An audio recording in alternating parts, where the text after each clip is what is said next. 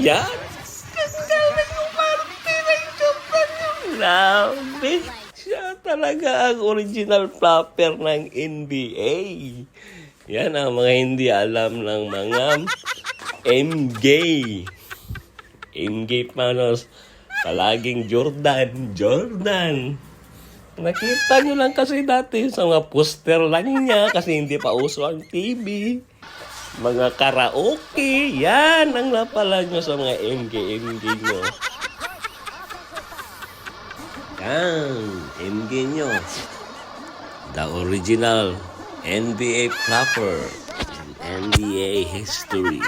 Siya pala ang nagpasimulo ng lahat ng flop na to. Yung MJ. Tingnan. Awesome!